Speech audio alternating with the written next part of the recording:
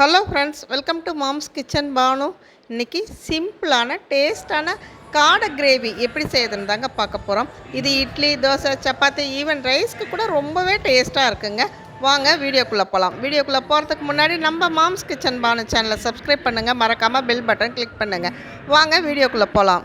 இந்த காடை கிரேவிக்கு இந்த ஒரு பொருளை அரைச்சி ஊற்றுங்க, ரொம்பவே டேஸ்ட்டாக இருக்குங்க. அது வேறு ஒன்றும் இல்லைங்க. முதல்ல வெங்காயம் ஒரு 4 வெங்காயங்க, ஒரு ஸ்மால் சைஸ் வெங்காயம்தான். சின்ன வெங்காயம் கூட போட்டுக்கலாம். அதை ஒரு ஸ்பூன் ஆயில் ஊற்றி நல்லா வதக்கிக்கலாம்.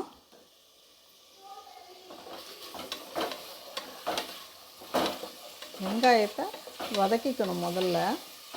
இதை தனியாக நம்ம வதக்கி எடுத்து தனியாக ஒரு பாத்திரத்தில் எடுத்து வச்சுக்கலாம். மிக்ஸி ஜாரில் போட்டு அரைச்சி எடுத்து வச்சுக்கலாம்.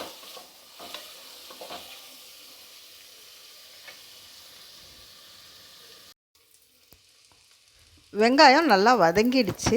இப்போ நம்ம ஆற வச்சு மிக்ஸி ஜாரில் வச்சு அரைச்சி எடுத்துகிட்டு வந்துடலாம். இப்போ வானலில் 2 ஸ்பூன் ஆயில் ஊற்றிக்கலாம்.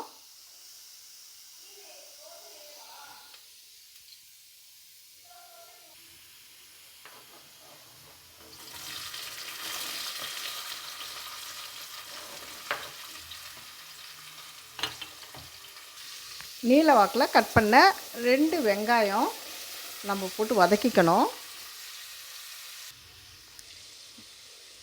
ஒரு கைப்பிடி புதினா, கொத்தமல்லி இதையும் போட்டு நல்லா வதக்கிக்கலாம். இதோட 2 தக்காளி கட் பண்ணி வச்சுருக்கேன், அதையும் போட்டு வதக்கிக்கலாம்.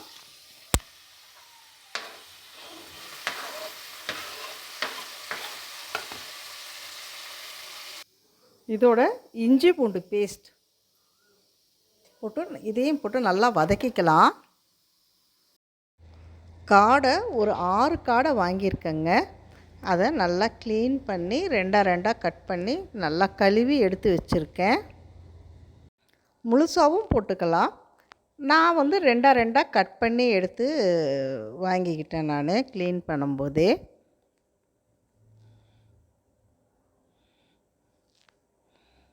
இப்போ நல்லா கழுவி எடுத்துகிட்டு வந்துடலாம். இப்போ குக்கரில் போட்டுக்கணும்.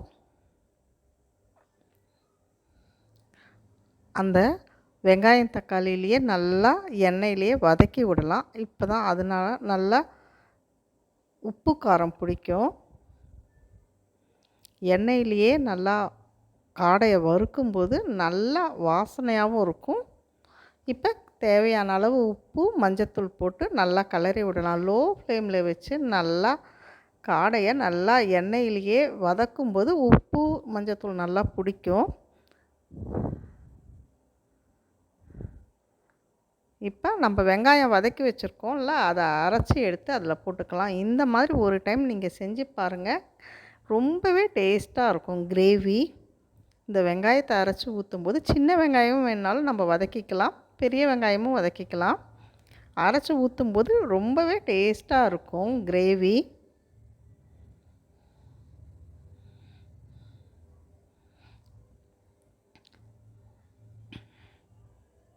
இப்போ இந்த காடைக்கு தேவையான அளவு மிளகாத்தூள் போட்டுக்கலாம். உங்களுக்கு காரம் அதிகமாக இருக்கணுன்னா அதிகமாக போட்டுக்கோங்க. எனக்கு தேவையான அளவு நான் போட்டுக்கிட்டேன். இந்த எண்ணெயிலேயே காடை, உப்பு, மஞ்சத்தூள், மிளகாத்தூள் போட்டு நல்லா வதக்கும்போது நல்லா உப்பு காரம் பிடிக்கும். இப்போ கொஞ்சமாக தண்ணி ஊற்றிக்கலாங்க. இப்போ ஒரு மிக்ஸி ஜாரில் கொஞ்சமாக தேங்காய் போட்டுக்கலாம். அதோட பட்டை, கிராம்பு, ஏலக்காய், சோம்பு, ஜாதிபத்திரி எல்லாத்தையும் எடுத்து வச்சுருக்கேன். இது எல்லாத்தையும் போட்டுக்கலாம். ஒரு கை அளவுக்கு முந்திரி பருப்பு அதையும் போட்டுக்கலாம். அதை அரைச்சி எடுத்துகிட்டு வந்து ஊற்றிடலாம். பாருங்கள், இதை ஊற்றினோன்னே நல்லா திக்காகவே இருக்குது. இது சாதத்துக்கு, சப்பாத்திக்கு, இட்லி, தோசைக்கு எல்லாத்துக்கும் ஏற்ற மாதிரி நான் கிரேவி செய்கிறேன். இது ஒரு 2 விசில் வச்சு எடுத்துக்கலாங்க. பாருங்கள், இப்போ எவ்வளோ நல்லா கொதிச்சிட்டு இருக்குது. கிரேவி நல்லா சுண்டி வந்திருக்கு. டேஸ்டான காடை கிரேவி ரெடி ஆகிடுச்சு. இது இட்லி, தோசை, சப்பாத்தி, ரைஸ் எல்லாத்துக்குமே ரொம்பவே டேஸ்ட்டாக இருக்குங்க. இந்த மாதிரி ஒரு முறை ட்ரை பண்ணி பாருங்கள். மறக்காமல் கமெண்ட்ஸில் சொல்லுங்கள். தேங்க்யூ.